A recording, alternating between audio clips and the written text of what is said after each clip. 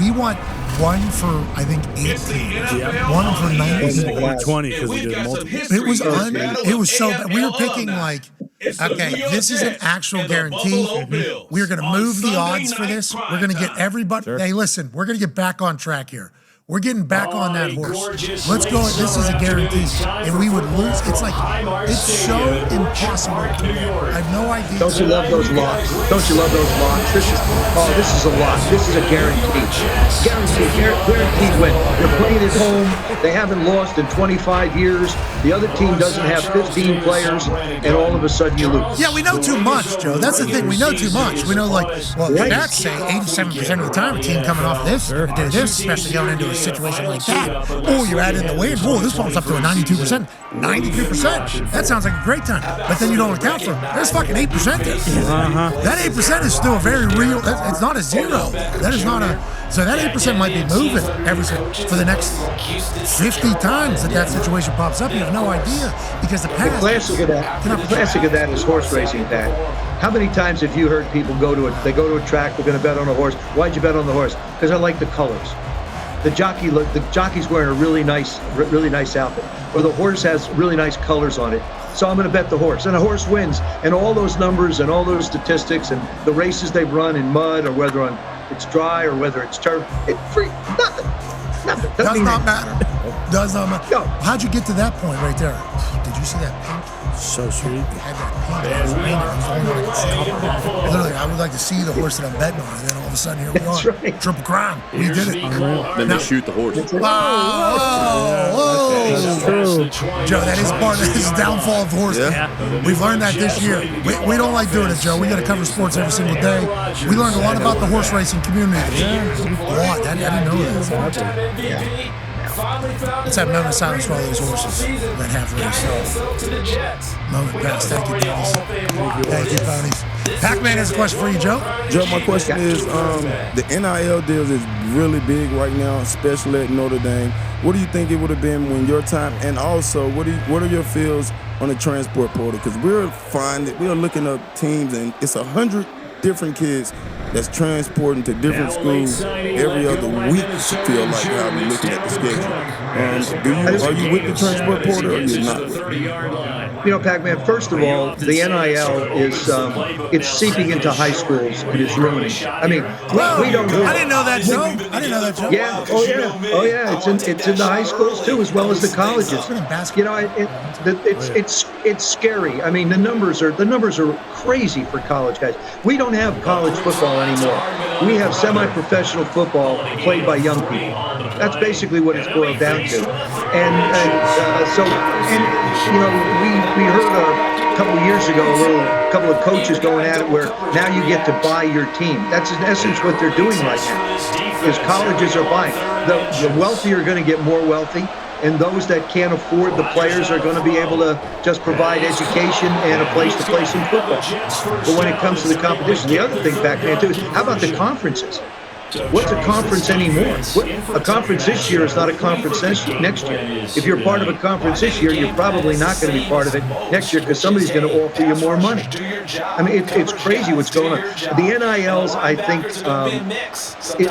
I thought there was a better way to compensate the athlete and instead of just giving them money and giving people a chance to be able to make it. I won't get into that. And as far as the portal goes, what the portal has basically done is basically said, hey, look, if the competition looks a little tough ahead of you, just go someplace else. I don't know how a college coach recruits anymore today, Pat. How do you recruit someone? You can't publish a depth chart.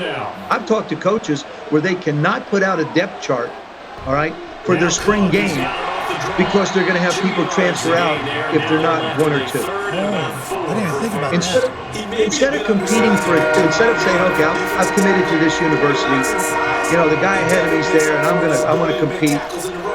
But now it's like, well, if you're really good, that means you probably have a minimum of 20 other schools that are interested in you. So now you have this elevated opinion of yourself. You get no basic fundamental understanding of the game you're playing because you think you have all the answers. and then you just go transfer someplace else. We see guys going from one to the other. Now, I will say this. I think they need to do something with the portal. I think they need to create some type of civility in college football so you can't just pick up and leave all the time. But yet, we at the University of Notre Dame have benefited from it because Sam Hartman transferred from Wake Forest to Notre Dame. Now, this is his 6th year. I don't know what the quarterback's going to be next year. Of course, he received the extra year because of the pandemic year. So, and I think, like I say, I think we're going to surprise people going forward. We got some tough games. Got Clemson coming up, USC coming up, Ohio State. I'll be out there for the Ohio State game. Ohio State's looking at that one, right? That one's the one that can potentially knock Ohio State off the path there, waiting for the big one at the end with Michigan. I want to get back into what you were talking about there with the transfer portal and, not being able to release a depth chart. I thought about this with how open it was. There was over 1,900 kids or something in the portal or something. There's only 130 teams. Like, I don't know where a lot of people are going to go. But if you start thinking about the ripple effects of that, like, a little on the money, if I was handed that type of money, I would have been bad. At that time, I would have not have been waking up at the time that those off-season workouts were at. I would not have been all in at those summer conditioning workouts. I would have been a bad person. Now, I'm not saying everybody's like me. I'm white trash kid. You hand $100,000 to me in Morgantown. I'm going to have. Hey, listen, you're running your. I don't buy it. You wouldn't have been a bad kid. You'd have gone. Maybe you gone in a different direction. Maybe you would have made some decisions that would have been not necessarily in your best interest. But you don't give yourself enough credit back. To be honest with you. Well, I appreciate that. But let's get. Hold on, Joe. Hold on. Not even that part though. The transfer portal thing, like the lessons of like failing and like hard work and somebody telling you said these coaches can't even recruit, like hard coaching. I think a lot of coaches are scared to coach hard because they think that, this person's just going to get up and leave. So I think we're going to miss out on a lot of great football because I think there's going to be so many more players that are never going to reach their potential because the mental toughness that you need to be great at football is not something that most people are just born with. Like, it has to come through situations and coaching. I think that, to extend upon your point, is going to be a big-time ripple effect here over the next 10 years that I don't think was ever even considered, Joe. You know what I mean? The NIL thing, you could definitely hit that as well. But that thing's a big deal, Joe. I think that's being undervalued, this entire thing of creating men. You know what I mean? Right. And women. And young women, too. I don't even know what their NIL do. Look at Nebraska. Look at the 92,000 people that showed up for a Nebraska volleyball game. Awesome. It's great. I think it's absolutely unbelievable, and it's wonderful. Our women at Notre Dame, we've won more national championships of recent years than we have in any of our other sports. And our hockey is great. Basketball has come on. Our baseball has come on. Lacrosse has come on. Soccer, obviously football. But what I watched this morning when I was watching SportsCenter, I'm going, wow, that is so wonderful. And for the athlete to feel that way, and the other thing too, Pat, that you're really referring to is the life lessons that you learn working hard for something.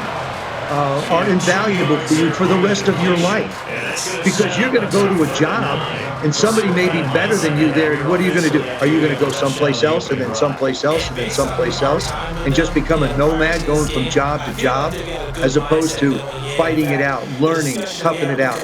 I think the most important asset any individual has that wants to be successful is mental toughness.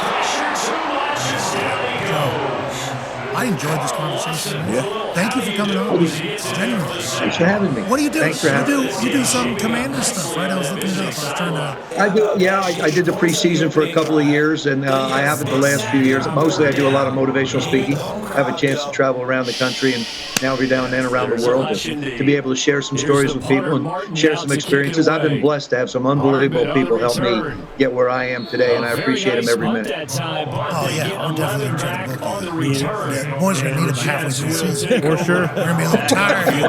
We're going to need to come finish the year strong. I appreciate the hell out of you, Joe. Thank you for the golf tips. I will apply them when I finally get good at golf. Thank you for the life lessons today, and thank you for the time. We genuinely appreciate it.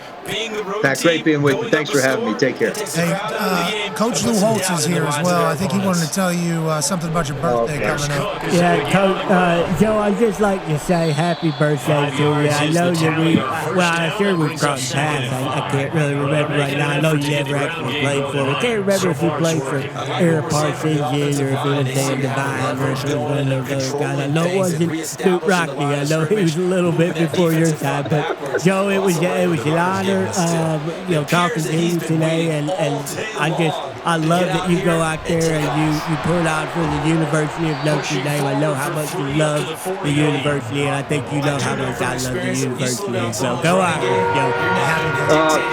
Coach, thank you. That meant so much to me. Thank you so much. Yeah, I guess happy birthday as well. I'm proud to get that in there. Ladies and gentlemen, Joe Theismann, thanks for being here. All right, let's get to a break. Third and 2. 74. That's absurd. I really appreciate him saying, yeah, I turned into a prick. So that injury, terrible, obviously, but it really kind of saved me as a human from myself. That was great because I haven't heard him since he was in With Kornheiser and Tirico? Is that what it was? I think so, yeah. In my head, I just saw them 3 wide. Because remember, whenever I was potentially thinking about trying to be a Booth person, they were saying, Kornheiser didn't work, Kornheiser didn't work, he wouldn't work, 3 Booth wouldn't work. And that's when I really remembered it. And I was like, Dennis Miller, yeah. was also there too. That was being talked about as the third man. But I think it was Tirico, Theismann. Yeah, and then they were Jaws replaced. Look at that. Hell yeah. Still got it. Nailed it. What's Tirico, 24 years old now, I think? Wow. Seriously. Aged perfectly. Morstead out now following the touchdown kick. Just lockdown sports media for, I don't know, what, 40 years now? Deontay Hardy will bring it out. Like, you talk to any of the suits. And they'll get it It's down like hope right around everything the 25, potentially actually the 26. has the success of these. So a net gain of 1 there. So here come the Bills out for their second drive. I forgot about this too. They've been Theismann actually outplayed hosted early, no the first half question. of Down American Flag. 14-0 already as they come up Should first have and kept him around. 10. He would have kept that asshole in check that was running that. That would have helped out a lot. You know what I mean? Yeah, that big prick. After watching those documentaries, I think the guy at the top is really a problem. Yeah. That's why it fell apart. You could say. He stole it. I like that Theismann knows the show. Yeah. Did you play quarterback in Air Game? That was awesome. Yeah, I got a couple records there. Yeah, but you return punts. Yeah, he walked up at the golf course. He walked up like, at the driving range. Yeah. Like, hey, Pat, obviously, and I just saw a sweet old man. Yeah. So I'm like, I don't know what to do here. I don't know what to do here. So I started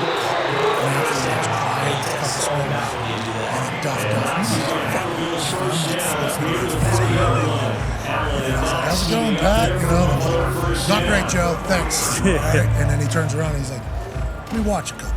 All right. Okay, Joe, here we go. And he goes, you just need to slow down. Slow down, Pat. Come on. And then he looked at Foxy.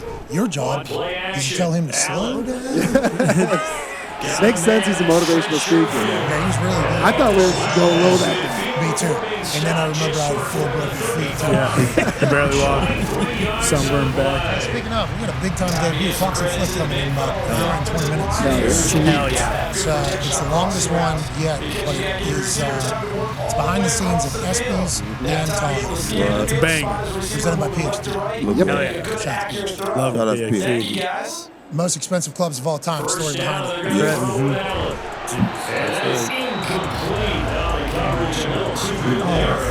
How many back ribs are we going to get this week? Yeah. We just watched. This is following us since Chicago. Controlling the middle of the field and forcing an incompletion. Jeez, Weish. Now it's second and 10. Follow your quiche. Follow your Yep. Read your quiche. Read your quiche. To throw, it's Allen. That's caught by Gabriel Davis. And it's going to be another first down as the tackle made at the Jets 21. 15 yards that time. I'll show left. Get Beal out of your rebound. That's good, baby. Heels out here. He was working the best. He was working the best. I was on a FaceTime with Beal and Gump last night.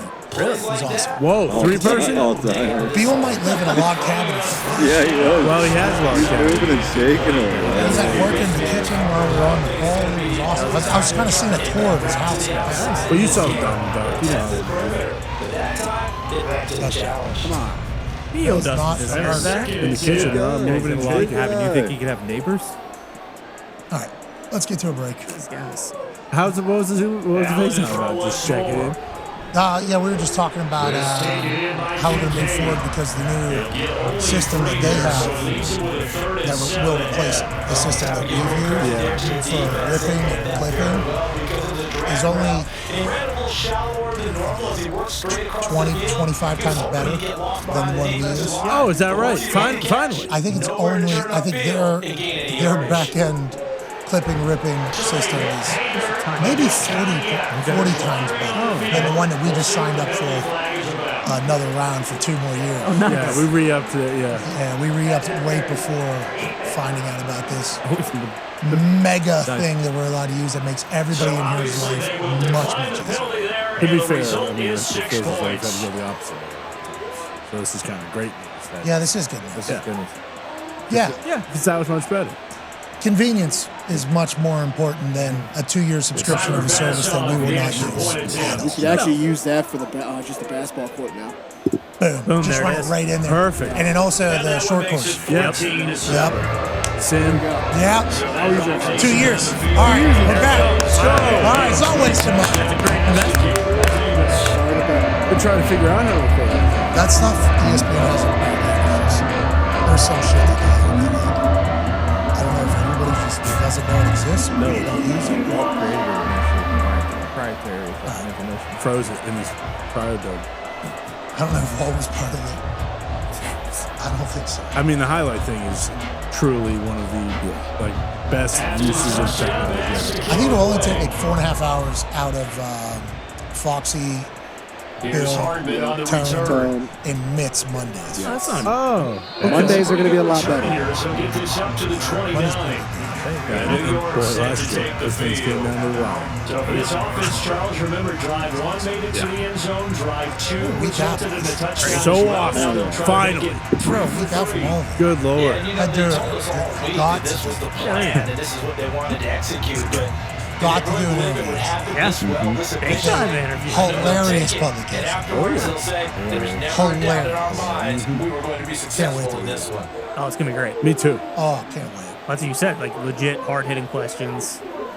You know, you were very Throwing excited on about first down is being able to Rodgers. expand on some of that stuff. No, and that is incomplete. I think he's got to be careful not to I think I'm going to be in the Wall Street Journal. right there. That worked really WSJ. But the best part, man, he gets second That's a and third down, big ball back publication. out. I looked it up. It is. I had to Google that. Oh, yeah. I knew the name, obviously. You hear it? Right. So after the That's incompletion bananas. on first That's down, hilarious second to and 10. And I think the people that read that are nobody that I've ever hung out From with the in my gun, entire it's life. Rodgers. But boy, are they going to hate me. His throw. And I can't wait for them to read those. Never know. Hey, Mike. You never know. It's just Mike. Following the last one. Following the Bloomberg. You know, So back-to-back I incompletions. love doing That it is a staring at because it a wasn't third too and much 10. more already. Sure. But the lady that was doing it was Rodgers. incredibly nice. She was very, very nice. And I appreciate her investing her time in our story. That could be the stop this defense needed to get them back on track. They were pretty well dissected by the offense here in the first half. After that possession, now they know that they can compete with this offense. hey, Burke, Here's the veteran Thomas Morstead to punt for the Jets. I Googled it. I was asked if I Oh, would. yeah. You're in finance. That's the one. The call for a fair catch, and it's made at about the 23-yard line. Own That finance. change of possession here on the ball. AMC with a Bills will million, take brother. over the Boom. football with You know, I'm a talking about those first and 10. stonks all day, every day. Come on, GameStop. We were there. I heard they only go up. That's right. That's what I was told by numerous people. Just put your money in there, Well, actually, it's like the top 300 companies. You're kind of betting on them to do well, and then that's really a safe bet. That'll give you, like a 6 to 7%. That's basically your Boom. Gotcha. I like it. Boom. This guy's hitting buttons like Jim Cramer. Yeah. Sell. Let's get back on the other side and let's do a better shot. Yeah. Okay. We answer some phone calls. 1-833-432-3663. 1-833-4. Be a friend, tell a friend something nice. Take fight. Already, he's top 50 receiving yards in this first quarter, and he's got a first down. Hi, how's it going? My name is Pat McAfee. Used to hold balls for Adam Vinatieri. Now I'm in his home state. College game day is absolutely electric. And Brookings.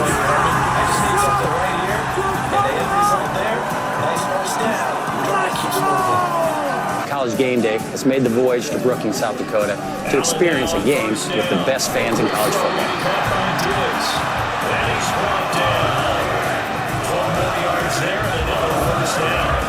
I unfortunately cannot attend because I have a game this Sunday, so I sent a man I trust to make my picks. A man who was my holder for almost a decade. Please be nice to him. Welcome this week's celebrity guest picker, Pat McAfee.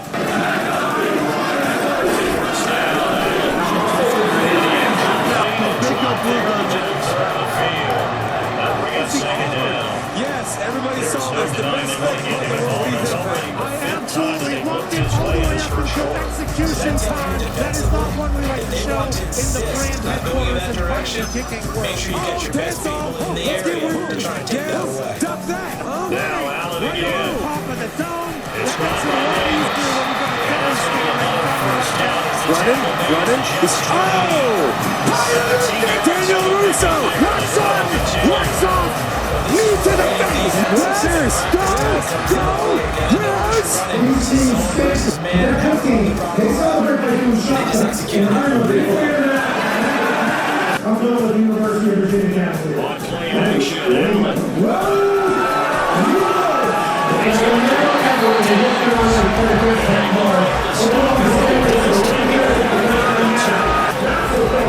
It's gained 25 yards. Just picking up yardage on bunches here. This plays on trade down the field just like that. Please excuse my dumb friend Kirk. Look at this crowd. They've been out here since 4 Two big plays in succession. Not sure this D knows what hit him, but now they got to get ready. It's first and The goal. state is about 800,000, and when the Jackrabbits take the field, Touchdown Bills. South Dakota. Air Charles, and finally they get the running game involved, and it works to perfection. Touchdown. Waiting for that running game to come into play and actually saved him till the very end. Touchdown goes on the stat sheet. You must both know, and he knows as well. His teammates airing it out made this a successful drive. Extra point by Bass. We are tied at 13.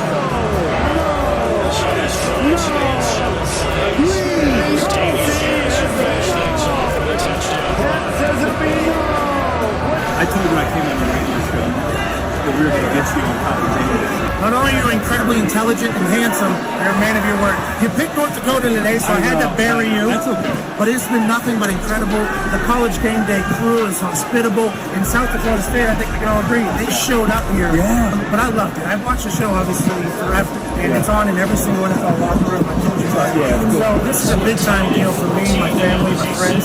Right, I'm back in the day here. Appreciate you boys. It's from the training room. AJ Watt. No return there for Martin. Now the Jet offense about to take over as they head out onto the field. And the points, they have come fast and furious in this quarter.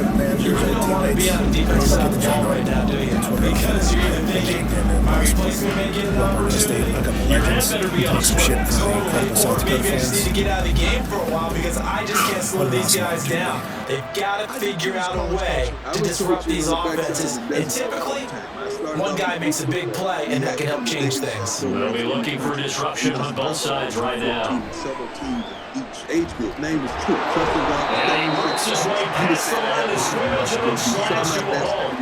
They'll get 5 out of the scramble in second down. We took the whole state He did right there because he smarted one of that's what I was doing for decades. Then I got into high school. Then after high school, I was sitting there all the kids. And it's a small Bucky game. graduated from SMU. Charlotte was at South Carolina, and Shador was getting ready to go for Coach Taggart. You know, I started getting calls. Let me really consider that. So I interviewed him a couple of years ago. Short completion, just 4 the yards. Jackson State challenge. Finishing off on the front cover on the two-hander.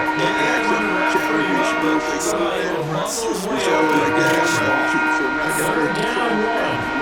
And it just became a wonderful thing. And being able to grab those guys, you know, the guys around you. He's going to have a chance first down as Ravens convert by 20 there on 31. I didn't have 10 dogs in front of Got Samuel Spicy trying to come out of the shotgun on 3rd and less than a yard. Yeah, but the way the NFL is nowadays, we hardly ever see anyone really run for it on short yardage. So they're going to throw the football more times than not. That's a nice, easy rhythm throw right there, and they pick up the first down. Kids ain't no different. They just ain't They no fake the coaches give. have changed. Now We're passing Rodgers. by these kids and they won't Oh, that's into a sea of bodies, and it's intercepted. Picked off by Micah Hyde, and they take over and set a shot at the 46-yard line. because of Rick George. You look at the defensive back is maybe a step slower than he was when he came into the league a decade ago. I know I questioned his speed coming into the game, but when he's lost in speed, he's more than made up for it with intellect. And that's a great job of knowing how to position himself to make that interception. Here's the Buffalo offense now as they get set to take over here.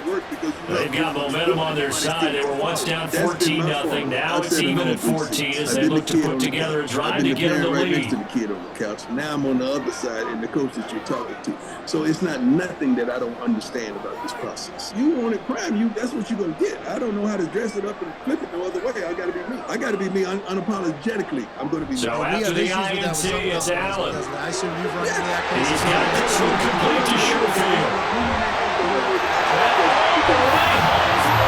Touchdown.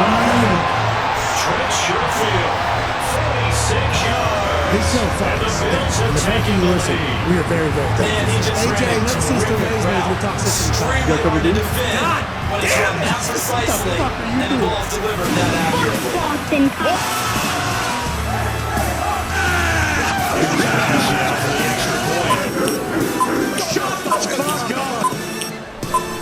Hello, beautiful people. Welcome back to our humble abode, the Thunderdome, on this 1 week from NFL Football Thursday, August 31st, 2023. Hour 2 of the program starts. Football is happening, and I just have a little bit of indigestion from chugging the Coke Zero during the break. That is not an ad, but it is fantastic. The greatest Coke on earth, they say. They do say that. Yeah, and a lot of people down there in Miami like, I don't know, back in like the 70s, there was a little bit of a run there. Sure, Atlanta where there too. was some real energetic stuff, but this does taste delightful. Zero calories, zero carbs. That's pretty cool. Yeah. But on the back end of drinking pop again, which is basically what I've done with this thing, it does. Oh yeah. Oh, yeah. I gotta make sure I time that properly because we're gonna be on ESPN one week from today. The Toxic Team, Ed Boscon and Ed Ty Schmidt, are gonna be introduced to a bunch of suits that have never heard of us before, and it is gonna be an absolute blast. One half of the hammer, Cowboys Tone Diggs is here. The other half of the hammer, Cowboys Bubba Gumpino's in the back, fresh out of camp. Hell yeah, hell yeah, hell yeah. Hell yeah, Gumps. You got that hair in the back. I don't think we've displayed it yet, but it's a fantastic haircut. You got the white Von Miller. Yeah, I trimmed it But up. just like in boxing, you know the blow that looks hurts the good. most. What else is on The one you the didn't head see there? Is that coming, and it's that just? often Is the there other case hair, when or it is that comes in just? special teams? Oh, Cool. So it's just Oh, just a little piece. oh, it's like like a that. mullet rat tail. It's like those things. Skull it, I guess. Skull it. yeah, kind of. Yeah. It's like the things at rug stores where you He's have got a Pelt. Yeah, pelt. It is a pelt. Hey, it looks good. I'm a big fan of it. Yes, Hulk Hogan did have a skullet as well. Zito, I heard you drop that in there. Fox is back there. Nick, Dirty, all the boys behind the scenes, we appreciate them. Joining us now down in Florida is a guy who obviously is a football savant. Right? He played professionally, played at a college now that stinks at football, but it's getting better because Dan Orlovsky's giving motivational speeches. Exactly. Back at the time, though, second round pick. Whoa. Yeah, big time dog. Also fancies himself an F1 guy. That right. So you have to immediately question his taste. But nonetheless, ladies and gentlemen, joining us, an absolute superstar, host of the Man to Man podcast and everything DB, Darius J. Butler.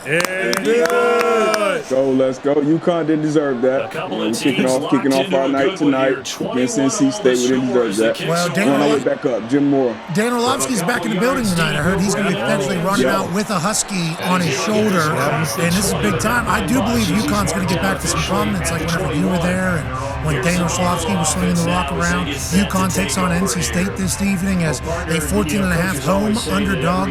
Then obviously Nebraska, Minnesota. Welcome to the Big Ten. Matt Rule says PJ Fleck. Florida taking on Utah, 8 p.m. Eastern Standard Time. I believe Herbie's on that call. I believe Herbie's on that call. It should be a big time night of college football. And you saw the celebration. Yeah, man, we're back. Man, I'm excited to be back. And I mean, it sucks when your school sucks, and that's been the thing for the last few years. But we got a little taste of some success. We got to get back in the conference, obviously, at some point. Everybody's moving around. Hopefully it's good for us somewhere. But tonight, getting the win tonight would be obviously huge. And Dano, you just got out of the scene with Denzel Washington, equalizer. Like, he got to bring some juice. He got to bring something to that sideline tonight for sure. Well, he gave that motivational speech. He'll have that shoulder. He'll have a towel. Yeah, he'll do that thing. He'll do 30 seconds clockwise, and then that's what he'll be able to do. He's able to just honestly right back counterclockwise. He has the ability. So I think he'll be the lead towel waver this evening as well. I don't know if you saw yesterday. He hung up on us. That's messed up. I saw the Beetlejuice comparisons. The Wesley Snipes came from HA. The last one you guys did was a little closer. Showing the punching out. Well, that was the one he was pitching. Yeah, so that's the answer he was looking for, like right out of our mouths, and nobody really thought of it for some reason. Somebody said Glenn Howerton, the guy from Always Sunny. I think that's the one that. I don't know which one that is. Yeah, if you saw him, he set himself up. You can't say, you got to know your personnel. You can't ask this crew, hey, who that was like, when Hasselbeck, hey, tell me something about Dave Jones. You just can't do it. You got to know your personnel. I agree. Yeah, we did catch him off guard though because he was on set. We kind of called him because we saw that he was in the scene with Denzel Washington. He does it. Yeah, just like Who's this? Always Dennis Sunny. from Always Sunny. What's the Glenn name? Howerton. This is Dan. We did it. We were trying to get there. Yeah. It took us a little bit. We apologize. You're Glenn. This is Dan Orlovsky. Yeah. Uncanny resemblance. Crazy. Hey, this guy needs to watch his back. When he goes to these auditions going forward, there's going to be another one of these. And he just got out of the scene with Denzel Washington. So I know It's Always Sunny was very successful. I don't know if you got a lot of jobs coming your way with Dan Orlovsky. He's a thespian, Darius. Did you know that? He's a thespian. Hey, that was a quality scene. And I hate that he ruined it. I thought he was in the movie. I definitely thought he was in the restaurant. I was interested to see what he actually picked, and he ran out like, it's a little soft. But I thought he was in the movie. Sadly ruined it, but he is a test. That's big. That's big time. Denzel doesn't get any bigger than that. That's A-list. Obviously, Stephen A. big time as well. Shout out to my guy Dane, man. Doing some big things. Back on Monday Night Football this year. Shout out to my guy, man. I thought the other week he was on X all upset that he didn't have one. Yeah, that's every other week. It's about something, so you're on Monday Night Football. Steal my stuff. Everyone's taking my ideas. Anyways, let's move on. Jonathan Taylor's at the United States for release until week 4 allegedly. Somebody transferring lines up his I'd assume, right? Yeah, I would assume. Because the report was even if someone trades him, he still has to sit out. Because they designated him. So once the designation is made, it is a permanent. But even if somebody else picks him up, Miami Dolphins were going to be in the mix. But the GM Greer came out and said no official offer was made. I think we were kind of misled. Well, yeah, wild request of the number 2 wide receiver for your team getting an MVP running back. Wild. As crazy as it sounds, Pat, I would have to agree. A wild request? Tyreek Hill is a wild request. Vic Fangio. you gotta ask. You gotta ask. In those Yes, negotiations. that's of course. what But, I'm saying. It's a passing league. Waddle is the number 2 receiver, but probably the best number 2, if not the second best. But he's up there. Receivers are making shit. Number 2 receivers are probably making $20-25 million a year.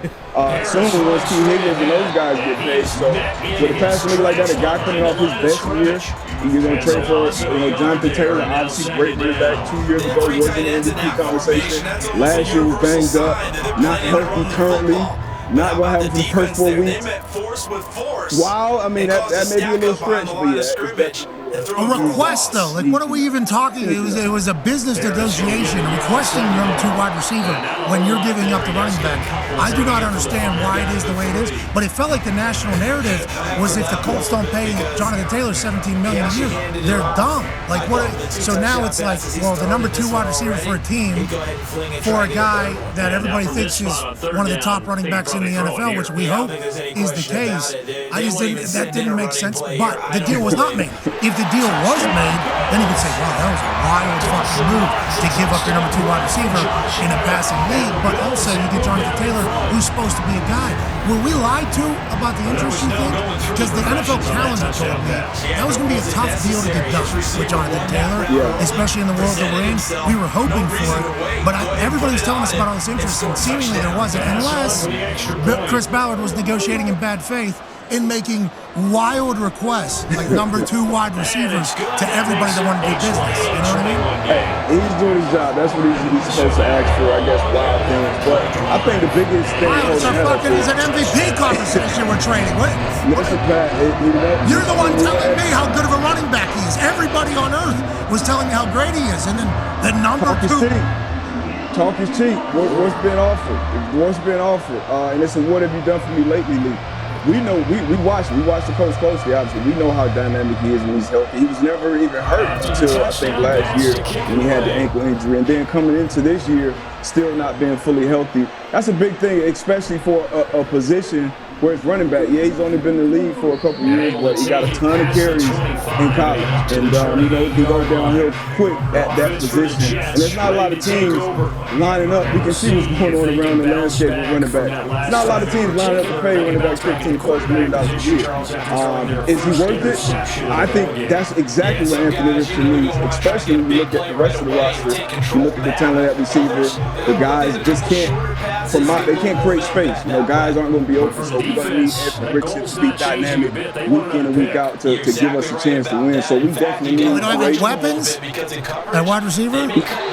Wild request asking for the number 2 wide receiver. Wild request. Like the word request is an interesting thing because I think the narrative was trying to be built that the Colts were not going to ever trade him, even though they said, "Hey, we'll trade him." They weren't ever going to trade him, and that would be a much different outcome than potentially nobody being interested in trading for him, or actually signing and trading for him, or giving up a 1, which I would assume is what Chris Ballard was at least thinking for, a 2 and a 4, and something that equates to a 1 because of how great of a player he is, everybody else is saying. Now, that also leads to the question, why don't these pay him? And Chris Ballard said, we won 4 games last year. How do you feel about that answer?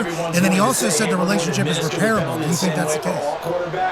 Yeah, I think it's definitely repairable. I hope, this is just me talking, I hope Jonathan Taylor and Jim Irsay, Chris Ballard, hope they all figure it out. And Jonathan Taylor goes down as one of the best running backs in Colts history. That's what I like to say. He's a great guy off the field. I'm not going to judge the guy based off how he was handling his business. In my opinion, I don't think it's great. I didn't think Lamar Jackson was handling that whole thing great, but it ended up working out. He ended up being the highest paid quarterback in league history. So it worked out for him, and he had the talent. He was coming off the season where he wasn't healthy either. So Jonathan Taylor, you got to handle your business. Just like you in the locker room, hey, you got to handle your money situation. That's not my problem. We want you in the building. You got to figure it out. That's on the big dogs to figure it out. I hope he does. We got a guy with the deal. I mean, we need him bad. We got a bunch of big guys out there. We got Pittman. I like Pierce. But when I watch them on tape, every catch, every throw is like a contested throw. Guys are sticking to it. You got drafted down to be that guy to create separation. They obviously don't love Isaiah McKenzie. They let him go and then sign him back. So we got big tight ends. Once again, big guys usually are great at creating that type of space. So I love Anthony Richardson. I love everything I've seen from him. You know, saying Steichen's system works. The offensive line, we know we have the talent there. We spent the money there. They got to get out there and produce. So I didn't love the answer. You know, we won 4 games last year. You know, from Chris Ballard, and obviously I love Chris. I also didn't like the Andrew Luck comparison because you know Andrew Luck had T.Y., had Fleetwood, had Reggie, had good backs, had Bruce Arians. You know, so it was a completely different. And Andrew Luck came in, he was already made product from day one. So different ball game, but I hope those guys figured out. And I mean, we're rebuilding, so it's not a rush. We don't expect to go and compete for a championship this year. But we got to get it done sooner or later. I hope we get the truth on how much interest there actually was, and if the Colts were saying no to things, or if there is ever a sense of self-awareness coming down the pipe for Jonathan Taylor, like, yeah, we should have done this play at a different time, maybe not as yeah, and also play. But this is what I was telling Pat at the break. It's really like the Colts have the ball in their hand. If they don't want to trade them, they don't have to trade them. They don't really even have to bring them off the pup list. Like, he have nothing to do with what their decision is right now if they want to play bully. Like, to me, like the best thing you can do is repair the relationship. If not, guess what, buddy? We'll leave your ass on punt for the whole year and you'll be back in the same situation. Yeah, that's an interesting thing. If they want to do that, and it sounds like Jim Irsay, especially if he wants to talk to him. Yeah. Mike, he's down. That's your city. That's down there in Milwaukee, but you know, so he had Jonathan Taylor's agent. The whole thing, Dan Snyder getting voted, all coming down the plate, and then it's got Chris Angel coming down next Friday night at Lucas Oil Stadium doing everything in the season, and then Takate dies, and then he's like, I want my way. Life isn't easy. Just part of Jack Nicklaus' putter team. And you're talking about doing this whole deal for the last year. So I hope it's repairable. Chris Ballard saying it's repairable, though. He knows Jim. He's been talking to Jim. And I would assume him saying we won 4 games last year is not just Chris Ballard's stats. Those are, you know what I mean? Those are coming. I mean, he's tired of hearing it. He's tired of hearing the question. And you devalue, obviously, the asset, the player, when you know that relationship is already bad. But you know the guy wants out. So guys, you know I don't have to give up as much to get him because you want to get a deal done. And I think Lombo said you also don't want to be in a position where he's just going to take the best deal that's out there. It's not what you value to get back. So everybody's in a tough spot. I think Chris Ballard said that yesterday, too. Like, hey, look, Colts are in a shitty situation. Jonathan Taylor's in a shitty situation, and typically that's what leads to things being able to be repaired and get back. But hopefully he gets his money and gets back out there, gets healthy, and gets back to the guy that we're used to seeing. That's a good thing to say there, because if we're all wrong, we're all right. You know, if we're both in a good situation, probably able to get a deal done. If we're both in a shitty situation, probably able to get a deal done. If somebody's in a good situation, in a bad situation, probably not going to be able to say that. No. Deshaun Watson, like he wanted out. Everybody knew he wanted out, but he was a quarterback in his prime of his career. Obviously, he had the shit going on off the field, but those don't come around often. You don't get those quarterbacks in their early 20s that's going to be available. He ended up getting 230 fully guaranteed, and the Texans got a bunch of picks back for it. So it obviously. So what's going on with Jonathan Taylor? It's the market. Josh Jacobs led the league in rushing last year. He had to sit out, hold out, and still get fucking 34. Saquon Barkley coming off one of his best years. He got a million. Like it's tough for Austin. He got $2 million more bucks in incentives. Yes. I want to be traded. I want a deal. Okay, go look for one. All right, welcome back. What are we doing? Yeah, you know what? We'll give you $1.7 million in incentives. You need to rush for 2,000 yards, Chris Johnson. You can do it. And we need 22 touchdowns. Easy. You literally have no options. And also, then we're gonna draft the receiver in the first round. What's that? And pay we're gonna draft the receiver in the first round, then make the quarterback the highest paid quarterback in the league. So you know, it's a throwing league once again. That's just what it is. And these running backs, I hate it for him. I honestly do. I hate it for him because you know. Eckler's situation is obviously completely different than Jonathan Taylor's, you know, as far as how the team is built, how much we need. But it's tough for the running back right now. Yeah, I'm intrigued to see how it all pans out. There's humans involved in all this. So there's a chance that, you know, pride and ego and spite come into play. Oh, yeah. But there's also a chance that empathy, compassion, and appreciation come into play as well. Unity. Let's remember that. as we look ahead 5 weeks when Jonathan Taylor could potentially come back? And I assume we won't have to talk about it at all. No. The first 4 weeks as this whole season kicks off. Connor has a question for you about a team in a great spot, CJ. Yeah, Debo, you brought up the Ravens and Zay Flowers and Lamar. And actually, I just remembered Debo challenged me to Madden yesterday, and I just want to let you know publicly here. I kicked the fucking ass and I'm not to do that yet. But with the Ravens and Zay Flowers, with the Ravens and Zay Flowers, I'm not sure if you saw the video of him rapping Kodak Black, but it was unbelievable. When you see stuff like that, is it just immediate, okay, the Ravens are going to go on and rip off 13 games and possibly go to the Super Bowl because they're doing stuff like this? Or what's your reaction to seeing a team this juiced about a rookie wide receiver nonetheless? Hey, the vibes are high, man. It's great when guys just get together. It's Odell's first year on the team. Zay Flowers, obviously. Lamar Jackson and Zay being pretty much from the same area. But the last time I came on the show, a week or so ago, this was my AFC pick to come out of AFC. They got a first-year offensive coordinator, so it's going to be different. We're going to be throwing the ball more. Lamar Jackson just got his money. He's going to be healthy. He's going to be, I think, at that MVP level again, man. Obviously, these type of things, it makes you want like, damn, I wish we could have, them and the Jets maybe on Hard Knocks with, just seeing how things seem to be over there in the Ravens. And we've all either covered or been around or played in the league for a while, and we've all heard good things about the Ravens culture. Whether you hate them or love them on the football field, their culture has always been very highly respected and talked about. John Harbaugh has done a great job with that. Drafting the right guys, bringing the right guys in, trading the right guys when it's time to get rid of them. So I love everything I'm seeing out of Buffalo right now. How'd you feel about name, school, signing bonus reaction to Zay Flowers there? Odell Beckham Jr. lost his mind. I think they love that dude there. They love Zay. Oh, yeah. Yeah, they love him. Every time you see him, he's one of those kids, one of those young players you see. Every time it's like he's smiling. He's out there doing his job. He's grinding. He's working. That was even before he got drafted. It's always like good vibes with him. So that's one of those guys who come in, you don't think, he's going to go out there and put in the work. That's the thing. When we came in the league, it was like, hey, rookie, you almost want to be seen in that role. You get out there, you get your job done. A lot, league has changed a little bit more, but Zay fitting right in. I mean, I love every second of that shit, man. I can't wait to watch the Warriors get out there involved. So the name, signing bonus thing, that's something obviously we do that every training camp. Every year for rookie. I don't love it to see it on social media for certain reasons, but I love to see those vibes once you get team vibes. Yeah, all those things are find-outable if you want to really search for it, but it can release and it's like, here it is. It's certainly an interesting thing. And we actually had a conversation about whether or not we should let it out. And it was like, it's not our decision. Well, I'm saying public information anyway. Yeah, but I'm saying that a lot of things are public information, but people don't really go seek it, find it, and then it kind of gets just like shoved. It's an interesting thing. But all of our contracts are known by everybody. It's not a good thing. It puts a lot of people in a bad position. So I appreciate that this potentially led to that conversation taking place, because this has been something that's been a problem, I think, for people dealing with family and friends and targets and everything like that for a long time. Everybody knowing the exact amount of money you are worth, and also everything that's on your body.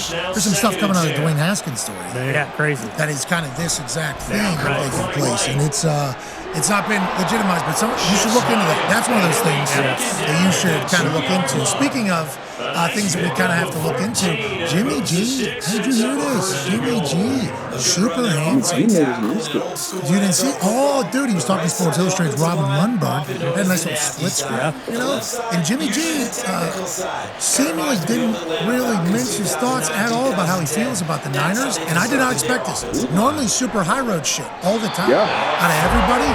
This was not the case. Here's Jimmy G talking to Robin Lundberg. What did you make of the Trey Lance trade down? Weird situation. Been a lot of weird situations over there in San Francisco. Leave it at that, but I'm happy Trey got another shot, man. How do you think San Francisco's handled those quarterback situations? They will try again from the 2-yard line. How do you think they've handled them? I think it's been messy. I'm going to Yeah, that's a nice way to put it. Yeah, Messi obviously had his first tie last night against Nashville, but Messi is the way little Robin Lundberg is describing the situation in San Fran. Jimmy doesn't correct him. Does this make you worry a little bit about what's going on behind closed doors in San Francisco with Bosa still out, or should we just say, hey, Jimmy's not part of that team anymore? Who cares? I mean, yeah, that's one of those things. You know, when whatever happens in this building, that's all that matters. Obviously, I still think right there, Jimmy G kind of took the high road. And anybody that was watching that situation, you had the guy, you signed him back under contract. You had him like not being able to practice with the team or some shit like that. Different field. Yeah, after a Super Bowl. Never heard of no shit like that. And it was kind of that situation was the grass was gonna be green on the other side type situation. You go and get Trey Lance, top 3 in the draft. Everybody's talked about, trading all the picks, getting them. It was a bad pick from the jump. Like nobody had saw that much film. We fell in love with all the field stuff, the intangibles, all that stuff is great. But you gotta play football. Like, you gotta play football, especially if you're not playing at that high level. But you got a guy who went to an NFC Championship, a Super Bowl, and you just kind of like, all right, get the fuck out. Oh, actually, we need you back because our guy got hurt. Now we need you back. All right, then we get that. Like it wasn't. I still think right there, Jimmy G took the high road. Yeah, I guess he could have certainly been worse. Yeah, I don't know. I think hey, I'm pulling for Trey. Just a classic cliche bullshit answer that could have been. So I'm very appreciative of how Jimmy handled that, and I hope this continues to be a thing that everybody does now. It feels like people are a little bit more comfortable with telling their actual, real, genuine feelings, which is good news, because as we learn more about people as opposed to a facade, I think we respect and appreciate them more, which is only going to grow the game. So I think all these cliche answers were bad, actually, back in the day for a long time. And there's still going to be bullshit. We're just taking this one day at a time. All that type of shit. But him choosing not to do this, I enjoyed it. A really good game for a receiver. So they got a chance to really shout. Now, Pack said it seemed like they were cool for sure. And I mean, I love Jimmy. I've been rooting for him this whole time. Obviously, he can't stay healthy. That's been Jimmy's thing. He's out there. He's a good quarterback. He's a quarterback. Now, in San Fran, it's a huge year for Brock Purdy. A lot of people, are saying just going there, kind of almost crowning him. He had a great end of the year. He had 8-9 games stretch down there at the end of the year. It's a big year. Now you've been the guy. You got the book on him. All right, this is what he's good at. This is what he's not. Let's figure him out. Now he's got a whole season to kind of get out there and run his offense. And obviously you need one for Trey, so that's not lingering in the background. You got Sam Darnold, backing you up. But it's big year for Brock Purdy out there. Hakuna Matata with Bosa soon, you think, or what? Not really, but that second play was so good. You gotta get that. You gotta get him from the building. That's the best pass rush in the league right now. You gotta get 9-7 in the building. I saw something that said he's supposed to be available for the Steelers game. Sorry about it, Tone. But I didn't see anything about the deal getting done, so that's going to be interesting. I know the Bosons, they don't play about that bread. It'll be interesting to see. There's been a lot of projections that deals are going to get done. The Bosa deal is going to get done around this time. Yeah. They're like, you got to do training camp normally about a week, 10 days, 2 weeks out. You'll see that's when the deal will get done. So now there's been a lot of people that are like, it's getting close. The deal's going to be done by whatever it is, but why? I mean, it's like he said, sorry about it, but I mean, there's a fucking staff at every position. Every single one. They only got better on defense. Ridiculous. They had Who was there? Cleveland Farrell, who was the top 5 right now. Yeah. Probably fit him in there, but he's now on that 3-line team right there. I enjoy watching it. So fun. That's why whenever I had Jimmy say, they're rejoicing right now, and they have a high and they talk shit. They are. It's not just like all right, let's line up it's a big hit celebration. Yeah, and then we're back. And Fred, the way he plays. Kinlaw, Trevung is going to be in the house that Troy built, so I'm sure he's not going to be there. What do you? Steelers always play good week one. They do. Steelers always play good week one. Bosa's not even in the building right now. Steelers play good every week. They stack, man. You lose to DC, you lose to Miko Ryan, you get Steve Wilkes to come in, who's one of the better defensive minds in the league. And then when you are a great defense like that, and you got the offense on the other side of the ball, who like to kind of control the clock, throw inside completions, keep the clock moving, run the ball, so you can actually get over there and rest. go over adjustments, and then you come out and get back on the field. Like, that's a bad combination for opponents. How about Chris Jones? You know, the Steelers. Hey, they got to pay him too, and now he's kind of in that situation where his other guys on the team, you know, they a dynasty type run. His other guys on the team taking team-friendly deals, but you know, hey, I was the best DT in the league last year, in the league that Aaron Donald was in. So, and it's not like this is like a flash in the pan type year for Chris Jones. He's been this guy, you know, for some years now. And if you look at that Kansas City defense, everything revolves around 95. One game, pass game, you need 95. So they got to get that figured out. He said he's willing to sit out, you know, week 8. I think the tweet he put out and deleted. So we'll see if that. Oh, he deleted that? They got to get I didn't know he deleted that. I didn't know he deleted that. We talking about that bread. A lot of money. That's good. He's getting fined, yeah. There's a pretty good amount of cash coming out of his payment, future potential payment is disappearing. We assume that'll be negotiated in there. And to your point about Travis Kelce and Patrick Mahomes both having team-friendly deals, I mean, if you look at what just happened in Hawkinson, Travis Kelce slides down the list of how high he is being paid in the tight end department. He's going to go down statistically as the greatest tight end of all time. He reworked his deal a couple of years ago so they can continue to do this thing. That's why the Chris Jones situation is so many different layers. Like, you know, Veek is saying that to Chris, and Chris is probably like, I don't care. I need to be compensated. I appreciate that. But it's not just the money. It's like, whenever they're being talked about, how often does the defense get talked about? And how often does Chris Jones get talked about? Barely. He's the best D tackle in the game, you said last year, better than Aaron Donald. And it's obviously football fans are big fans of him. But when you talk about the Chiefs, it's not a Chris Jones conversation ever. So I think there's layers to it on his side too. You know, so it's like that's a tough. And the offensive guy, you know, they making a lot of money off the field. I'm sure. You know, they're a lot off the field. You know what I mean? Like Chris Jones, you know, everybody loves him, but you're not gonna see Chris Jones, you know, playing in the match or, you know, big time commercials or in the NFL. Like, these are two of the faces of the league. You talk about Patrick Mahomes and Travis Kelce. So they solid. And once again, it's always in that locker room. It's like, hey, as a man, as a player, you got to handle your business, you know, how you see fit. So obviously, I don't have a problem with how Chris Jones is handling it. But I want to see 9-5 on that field to see, you know, how many Kansas City can run up, and if they can actually be like, you know, a dynasty. Would be so abnormal if we saw Bosa hold out, Jones hold out, Jonathan Taylor basically hold out. That'd be crazy. That Brian Burns with Carolina, he has been paid. He's holding in though, right? He's holding in, yeah. He's holding in the building. Christian Wilkins. He's holding in, right? He's also holding in. He's in the building. But what if it is like, now granted, it's all good. Yes. We just assume. Right. Has to. It's got to be. Good organization. Too much money. Too much out there. Yeah, too good. I mean, the Miami Dolphins, Christian Wilkins holding in or whatever, they paid a D lineman a couple days ago. They just paid a fullback. Yes. A fullback. Highest paid fullback, right? In the history of the league. Highest paid, more than Patrick Ricard, more than Juice. Or Juszczyk over there in San Francisco. The fullback just got paid in Miami. It's like Wilkins we've been publicly hearing about him negotiating. It's like Miami's got 2 other big deals done. Wow, that's still popping off. Gumpy, you gotta love to see it. The team's coming together. Everybody's getting paid. The boys are back. Yeah, everyone knows in McDaniel's offense, you gotta have a great fullback. Yeah, you have to. You know, the highest paid for sure. Don't pay Wilkins though. Take your time. Well, I appreciate that. The number 2 wide receiver was a wild request, and then literally the next day, highest paid fullback in the history of the game. Does anyone know what the word fucking request means? No. It's just an ass. Not Dolphins. Like, who gives a shit? Right now, in this exact moment, they don't know this. Because they're like, dude, we're being insane to trade. Like, Untouchable. But like, number 2. Fucking untouchable. I respect it. As a Dolphins fan, I respect you saying that. But with that being Wow, we said, just drafted him six overall a couple years. We coming off his best year. what did we just do with fucking Jonathan Taylor? What are we even talking about? The guy's fucking MVP years ago. Running back, Pat. No, we're gonna pay him $17 million. I'm being fucking told.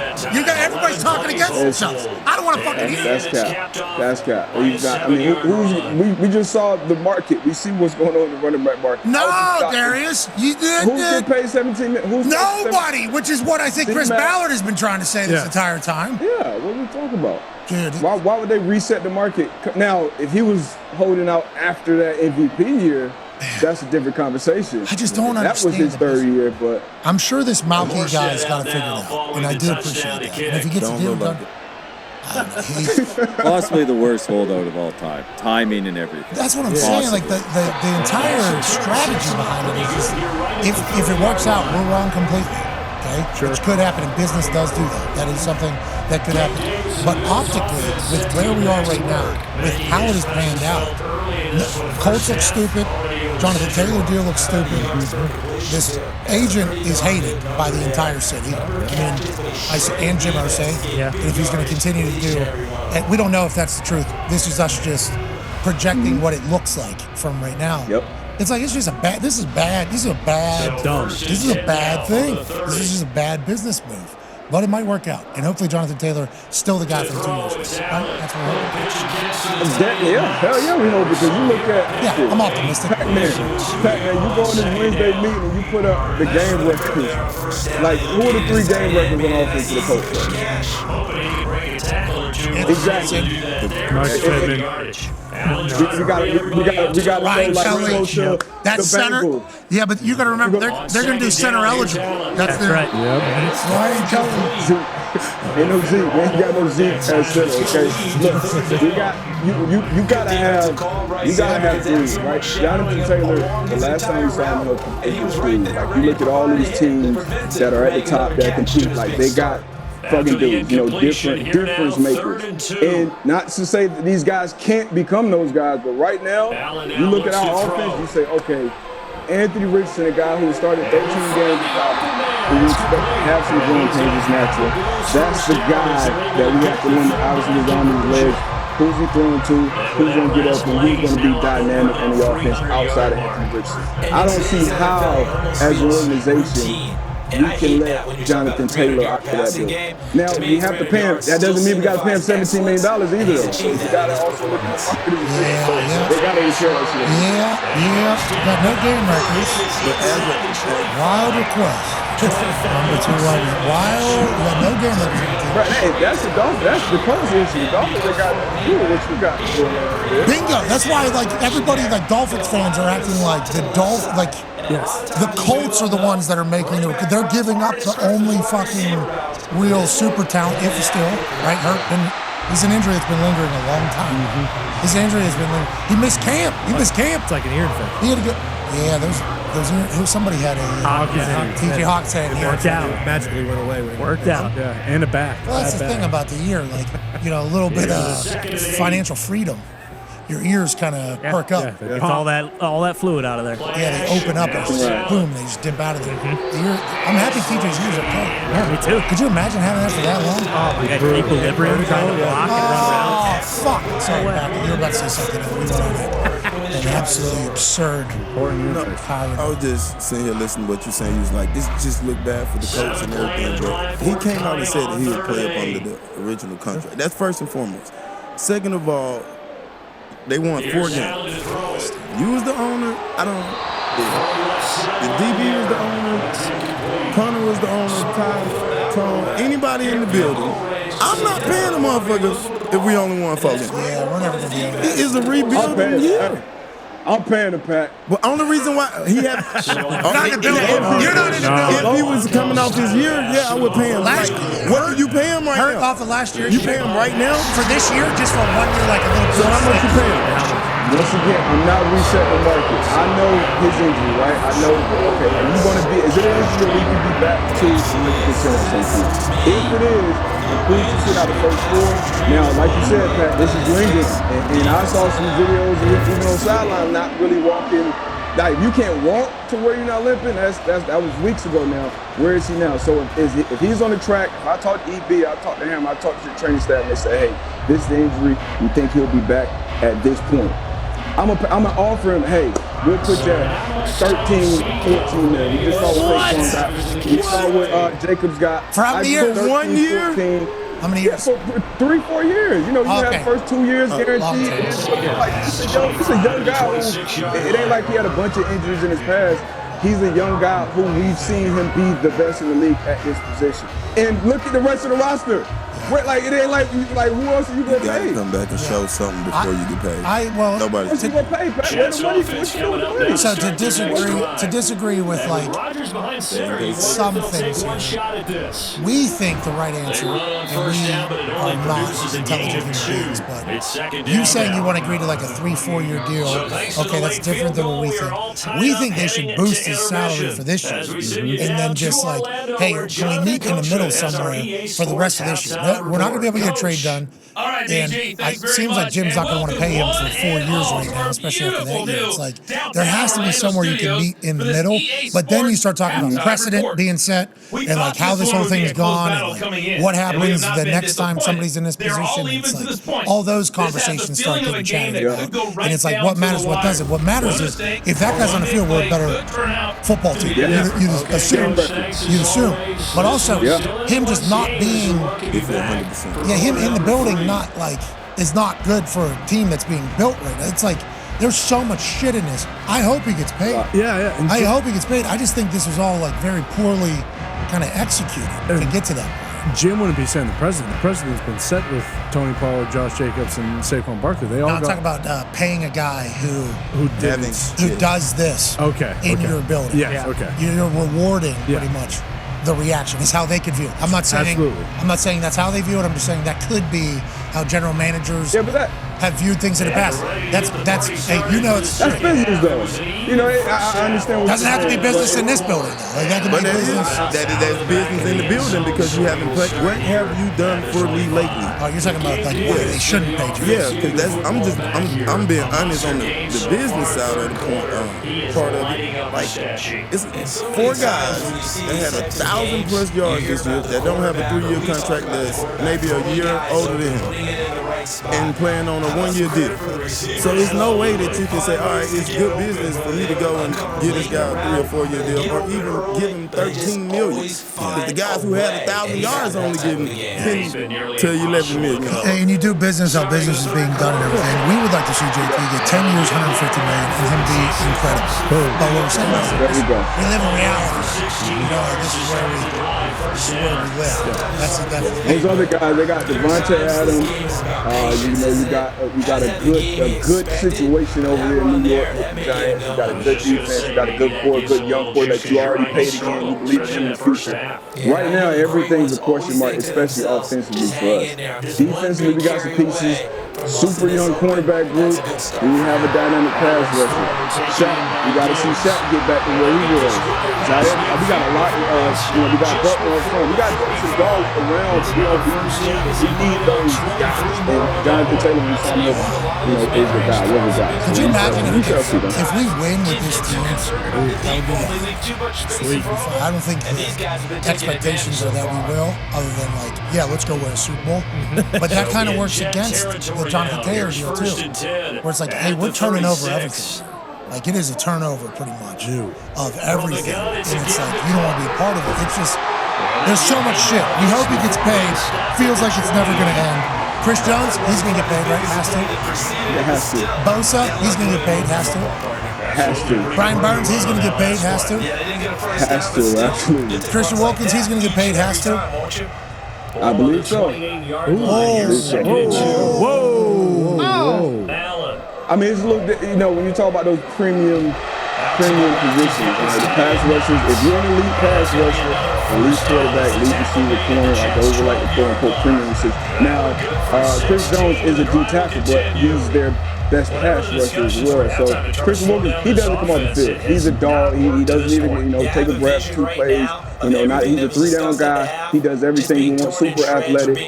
So I think he's definitely worth whatever he's asking for. But when you talk about Brian Burns, Nick Bosa, Chris Jones, I think you are talking about, stuff, a different tier of guy. All right, well, good luck to everybody. We hope they get their money. We can't wait for the season to start with you, brother. Great to see you again. What's that thing you're wearing? Oh, this is a Mercedes hoodie. AMG, F1. We did re-sign Lewis Hamilton for 2-year deal. Congratulations, Lewis. You're going to lose the Vander Stamp. Yeah. Every single weekend. Vander Stamp's just going to beat you every single weekend, brother. I'm happy that you're in here, going on dates with your Got to build him a car. Got to build him a car that can compete. So Verstappen is he's dominant right now. It's not fun for the casuals right now. I get it. It stinks. But Verstappen is dominating. It's not his name. It's Verstappen. And I seen you talking shit about the swings yesterday too. Huh? Me? Damn, I didn't see that. You're talking about the hole-in-one challenge? Yeah. Oh, I didn't know about the birdies was chirping in the background. I didn't know. I would never. I'm 7-8 months into this game. I'm not in the position. Gory had a nice root, the lefty. Connor's swing kind of stunk. I was smooth. You know, you was right. We had a couple of them. Everybody was on. Nick came out with the knee sleeves. Those off the ones and twos came back there. So I respect everybody gave Pat. You got, come on, bro. You changed my grip. You changed the grip. How you hit him, sister? Grip advice, bro. You go with the baseball grip? Yes, it works. No, does it work or not? No. I can't do the baseball grip. I am a lot, but the thing you told me, the thing you told me with the turn, the left turn, then that definitely. Yeah, that's the answer. Turn over, That's the answer. Lock it in. Remember forever. Golf is impossible. It's hard. When you get here, you got 10 of them for you. Yep. Just score. How many greens hit? How many greens stay? How many hole-in-ones? Right. Because you might Did Russ sand that thing down yet? Shout out Russ Green. We're going to need a little bit more sand. That green is supposed to be able to hold for 250. That's right. I mean, it certainly can hold if you're throwing like Victor Hovland. High ones. No, not even. DB is hard. A lot of backspin. Chop it up there. That's just tough. Some of the golf balls we're using, though, I don't think you can get actual backspin. No. But Bruce did bring in 40. Thank you, Bruce. Appreciate it, Bruce. No problem spinning it. That's why that guy's got a whole one. That's right. And confirm that. Shout out Foxy. Foxy, my first golf coach. Shout out Foxy. Let's keep the left foot down, from the jump. Well, before Don's golf is actually Zito. That's right. Yeah, Zito's. Zito, what is it? Head Don. Head Don, foot Don, butt Don, slow Don. Oh, I like that. Pretty good. 4 Don's golf. That's right. Oh, yeah, I can't wait for the 4 Downs of football to start. NFL, college football, big slate, can't wait to dive in. Good luck to your Huskies tonight. 14.5-point dogs. Yep. We cover. It's 14 or 14 and a half. One or two. Y'all gonna cover over under. Y'all only expected to win 5.5 games this year. Hey, that's the expectation outside the building, Pack. I told you, it only matters what's the most football. And the expectation we have for us. I just talked to the team a couple weeks ago. But you're saying the boys, fellas, we can't get into a conference. Everybody wants a school. We can't get into one. Everybody's talking Notre Dame as an independent. We're an independent. Are we choosing to do it? Maybe not. But now is the time to rewrite the story of the UConn Huskies. Is that what you're saying to these boys? Pretty much. We got people in the positions of power that care. They care. We got, got Benedict as AD. Arnold? I don't know. You want a guy named Benedict. You do not. He's going to change. We'll be back. Hey, we rebuilding too. I'm about to say it. Man, we rebuilding. Nah, we're going right into Happy Valley. And Garrett Green is running wild all over the Nittany Lions, brother. What's the line in that game? 20 and a half. Yeah, we're all taking them 34 and a half. Well, so word on the street. That's what everyone's saying. You said we, though. You didn't say I know, we all. You go. Yeah. How about this? West Virginia has not announced a starting quarterback, and I've been saying this guy Garrett Green's name for 3 months, and he's going to run wild. Don't even know if he's a starter. I have no idea. That's how much I fucking know. But I'll tell you what, the running back there, we paid him. Yeah. He's a player. He's a ball player. Offense line's back. Happy Valley can be ready for us. Is Connecticut got it? Who should we look for in Connecticut's team? Not a huge whole team. He's got running back. Yep. I guess the whole damn team up there. Tonight, I guess we're Has Bama named their quarterback yet? No. Ohio State did. Here's the second and 5. We saw Georgia's quarterback at the end of the blowout. Natty Beck. Beck's supposed to be a group. So a lot of like you said, a lot of quarterbacks. It's hard to keep up. It's got like NFL football, not college football. Get him out. Welcome to Husky Nation, Coach Pagano. Is that the brother? That is. Chuck's brother? Yep. He's coaching a lot of Chargers, Broncos. Now he's coaching for UConn, John? Wow. Hey,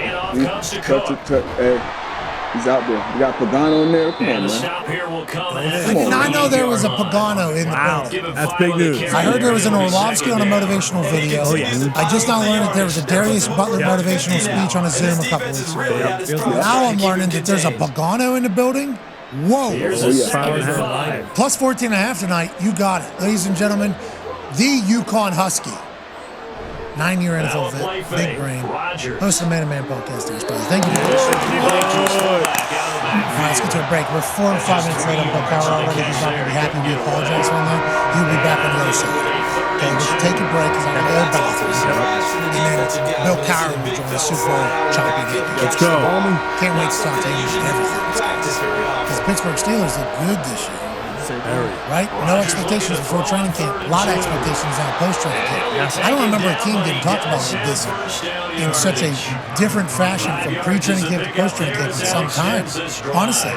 Normally, like, people just wait for the season to start. Like, oh, this team could be better than we thought, and then, like, week 2, they go, remember, we didn't know. Now it's like end of training camp, middle of training camp play.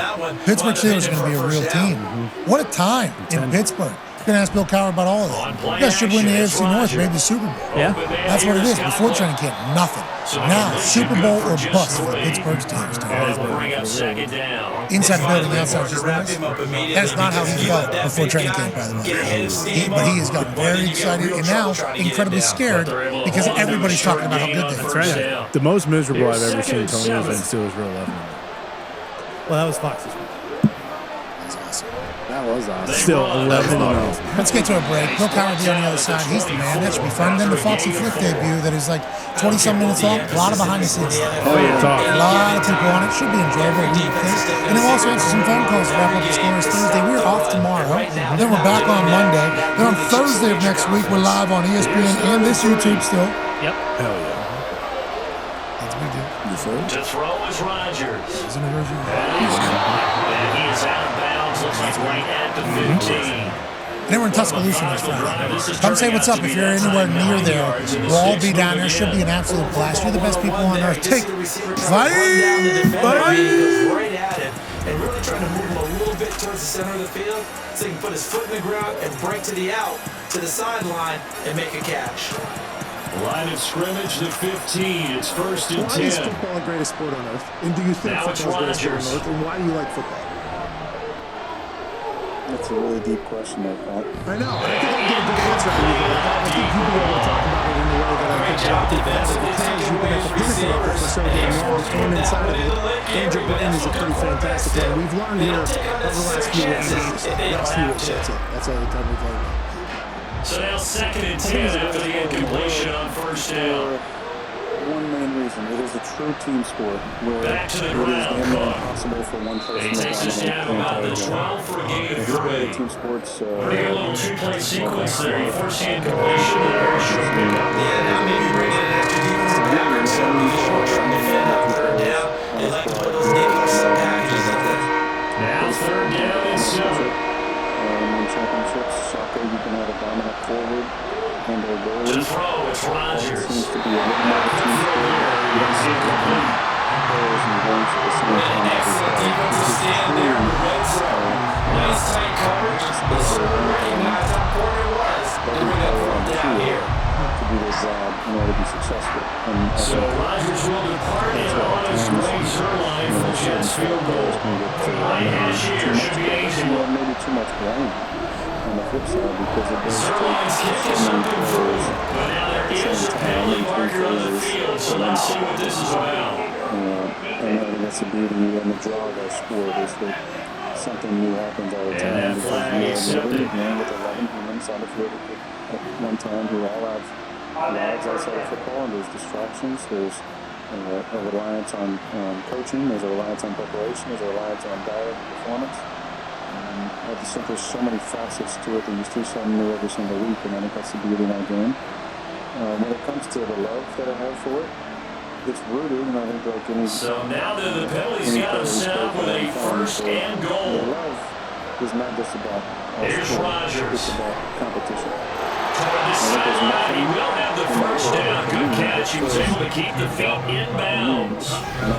So a strong drive here to lead off this third quarter. That has him an extra point away from tying things up. And partner, this is pretty much what they envisioned when they were sitting there in the locker room thinking about getting things going to start here in the third quarter. Getting out there, a field goal would have been fine, but going ahead and scoring here, extra point away from tying things up. That's exactly how they drew it up on the board. You know that nothing is guaranteed. Sirloin good with a PAT. And that will tie our game here in the third. Because it's not easy. It's never easy. And the way has to be in our game is that you see things new every single week. It's never easy. And the only thing you're guaranteed is the day you compete. I love that aspect of it. I love competing. I love going out there and harnessing the fear of failure. I think so many people who maybe don't love football as much, the root of that is a deep fear of failure. That you might go out there and your best man. Nothing separating these two teams on the scoreboard as the kick's away here. Ladies and gentlemen, a franchise has called Here comes a return from just beyond the goal line. They're only able to get this to the 19, so probably should have opted for the touchback. Here's the Buffalo offense now as it is set to take over here. So they said, hey, We've got a brand new ball game, all even after that last touchdown, so every drive now becoming a little more critical in the second half. For the Cleveland Browns fans to learn their fate of the next dog logo. Bringing in the box that will obviously tell us what's the winner. Is Brownie the winner? Allen and the Bills now with a first and 10 at their own 19-yard line. Brownie, they just stand each other down. I do not believe he speaks. Throwing to start the drive. Allen, and a sack caught by Gibbs. He'll be marked down at the 26 with a gain of 7. They'd love to just start back with a touchdown right here. If it's a long play, so be it. But the main goal, get a couple of first downs, run some plays, run some clock, allow their defense to get a chance to catch their breath, settle down, and relax a little bit after they just gave up the score. Allen gonna throw. Now a quick throw there, and it's going to be incomplete. That's the defense coordinator's got to be happy with that result. They took away all options downfield and forced the incompletion. Let's go shake their hands. Let's go shake their hands. So the incomplete pass on the last play, that leads us to a 3rd and 3. Oh, Brownie said last words, but Brownie in the elf community, how high are you? If it's one, that's going to be intercepted.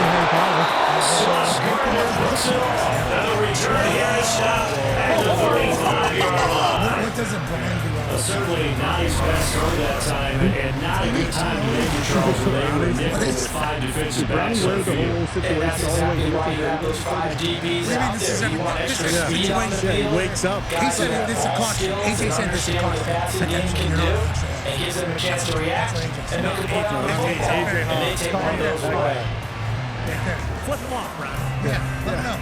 Come on, tell him. Brownie needs more. Yeah, he picked your boat. Elves love picking. Yeah, big. Is that the second favorite thing you can tell him? Oh, yeah, because Bugs. Bugs number 1, Yeah. Bugs number 2. Bugs 2. Dog pooper on stage 3. First down, here's the run with Cook. And for one of the first times tonight, he's going to be held up at the line of scrimmage. No gain on the play there, 2nd down. That's it. His carries tonight, they're getting up there, so maybe one of those every now and then is understandable. I would agree with that. Understandable every now and then. Sometimes you come back and you fake it to him and go play action. But other times you say, okay, they got him on that one. We'll come back to him in another carry. And he'll follow his blockers there all the way down to the 23-yard line. 173 yards for him on the ground now. He has been a tough man to This bring show down all fucking night. stinks. He And the fact that you continues to listen, have a we are very, big very night here thankful. under the lights AJ never carrying the ceases to football. amaze me with your Some guys toxicity. prefer Got a couple of these? God damn it! Their bodies What the react a fuck are certain you way. doing? They love the spotlight. Maybe that's what it is. Best seats in the house.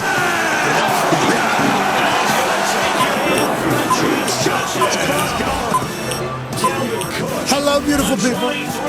Welcome back to our humble abode, the Thunderdome, on this holy hell. Yinzer royalty is about to join us Thursday, August 31st, 2023. Hour 3 of the program starts now.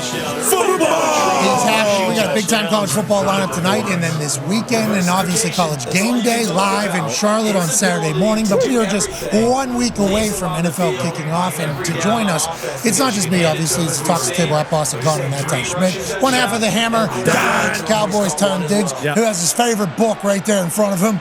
Right there, Hard Steel, baby. Coach Cat. Read them weeks. 14-year NFL vet Adam Pac-Man Jones is here, and joining us now, ladies and gentlemen, is a author. Why? A Yinzer. Why? A Hall of Famer. Why? A man who inspired the entire city of Pittsburgh whenever he wore the whistle as the head coach of the Pittsburgh Steelers. Ladies and gentlemen, you've seen him on TV for like the last 30 years, whether it was on coaching or with a microphone. The electrifying Yinzer that is, ladies and gentlemen, Bill Cowher. How are you, boss? How you doing, Pat? I'm good. Coach, I said some things to you last year whenever you got mad about Jeff Saturday getting the Colts job, and I didn't like it. As the words were coming out of my mouth, I do not appreciate it. Because, you know, you're Yinzer royalty, you're a hero of mine and my family's growing up. So whenever you buried Jeff Saturday and said this was going to end up terrible, I had to stick up for my guy. Now, they won one game and then lost every single other one. Gave up the largest comeback in the history of the NFL. It is not great. We're a dumpster fire. So I would like to let you know I acknowledge what I said wasn't accurate, and I didn't like saying it. I want you to know that. No, Pat, listen, I understand totally. You're talking about a teammate. I know Jeff he's a good guy. He was talking about the profession. I was talking about the process that they went through at the time. Jeff at the time had a chance to coach, but he wanted to spend the time in the studio and also a chance to see his kids play college football. I understand that. It's a way of life when you get into coaching. And at times, with guys like Frank Reich, was let go and was fired, I think there was other people on that staff, Gus Bradley, Scotty Montgomery, who deserved the opportunity to see what they could do as part of their resume, because they were there from day one of training camp. They were there going through all the hours and early hours that was there. I believe that's what the process is about. Coaching is not easy. It's a lifestyle choice that you make. And sometimes people wait a lifetime for that opportunity. And sometimes it comes, unfortunately, at the hands of someone else getting fired. So I'm talking about the process, and I thought very strongly about the profession. It's not easy, and that was what I was talking about. You were sticking up for a teammate, a colleague. I get it. I was not offended by it. I also felt a responsibility to stick up for my profession and coaches, and I got a lot of people that supported me, and I got feedback from that. So it was about that, and that's the platform I'm on at CBS, is to say what I think is right, and make sure that I bring some fairness to what other people may deem as something that took place. Well, I appreciate that, and obviously you're one of the greatest coaches of all time. That's why you're a Hall of Famer, and why you're beloved by not only your hometown Pittsburgh, but seemingly in every NFL market. And on CBS, I enjoy you and that suit at the tip of the table. I work in the room a little bit. It's nice to see, Coach. But let's dive in to what you just said there about coaching and the times and the hours. Like, I know that I am not supposed to be a coach. AJ Hawk, who is normally on here, we've had open discussions. No, not supposed to be a coach at all. The amount of hours and commitment and everything that kind of puts into place in traveling and moving and the families and the pressure and the expectation, it's a terrible gig. It is the weight of the world on your shoulders. Do you think in this modern era, coaches are still able to coach? And what do you think coaching looks like 10, 15 years from now with the way we're headed in football? I don't think it's changed at all, Pat. I think when you look at it, coaching, it's interesting. I saw the clip that you had with Aaron talking about the greatness of the game, what makes the group football the greatest game. He talked about competition, and he talked about the fair and failure. And I think I would say that's very true as well with coaching. The thing I love about coaching is strategizing, bringing people together, trying to mold a team, navigate your way through a 16, 17-week season, and at the very end, try to find yourself and put you in a position where it's do or die, it's win or go home. And so that thrill is something that brings coaches together. And you're a teacher. Coaches are teachers. We're trying to bring a bunch of people together. I coached special teams that first started in the National Football League. I played special teams. I mean, you were punter. I mean, you were Plum, West Virginia. Pac-Man sitting there in the studio. I remember talking to Pac-Man how many times he's a corner. That Pac-Man played for us. He was going to be covering kicks as well. And he knew that. So I said, but that's what makes the game great, because that's the beauty of it. Is you got 53 guys, you got 46 guys, 47 on game day. Everybody has a role. And my feeling as I try to coach, Pat, is I want everyone to embrace that role, to be as good as they can be. And I wanted to walk in that field with a swag, a bounce, a cockiness, maybe short of being a little bit arrogant. I said, you know what? And the only thing I ask you to do is don't cross the line. What's crossing the line? Disrespecting the game, disrespecting the opponent, or disrespecting the teammate. And if you cross that line, my job is to pull you back. But man, I wanted you to walk that line as close as you could. I'd rather pull you back than you be too far away from you, afraid to cross it. So we did have a little chippiness about us when we played. We had a little cockiness about us, a little bounce in our step. That's how I want us to play every week. So I always try to make the game personal. God. Coach. You too.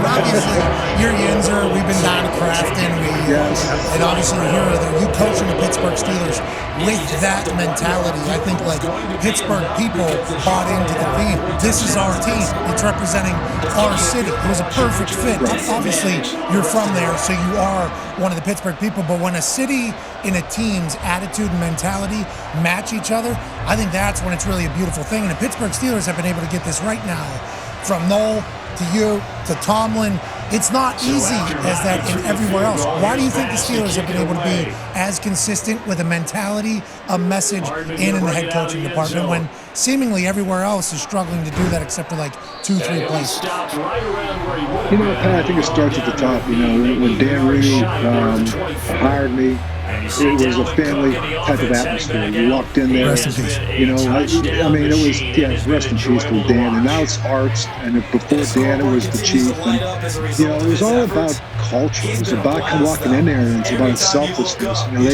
They bought the team based on winning money at the racetrack, right? And so it was just, they lived on the north side. I mean, Mr. Rooney with the North Hills and North Catholic. And so you felt it when you walked in there. So leave your ego at the door. You know what? I don't want to hear it. You walk in here, it's about what you're willing to put in, what can you offer to put together the configuration and the collaboration that we're going to have, from personnel people to the person, the receptionist. We're all in this together. We're all a Pittsburgh Steelers. The responsibility we have to represent this city, to represent this team, with what it really means to be a professional and to be a hard-working, blue-collar, no-nonsense, no-frills, competitive, knock me down, but I'll get back up. That'll be the most resilient thing you've ever faced. And I know that's who we were. That was the obligation we had. And Mike is taking it, and I just gave it to him, and he's taking it from me. He left his Iron Cities in the fridge. He's not drinking those things. They're going to have a little bit of sauce on them whenever those get cracked open.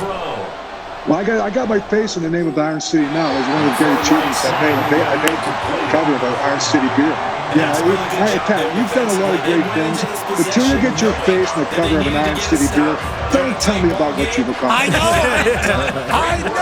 I just felt this big right there. I'm talking to a giant. Is it the Mongo? Is it an OG? What is it? Iron City OG? It's not even. No, it's an IC. It's not even an IC white. It's an IC. It's a true IC. Yeah.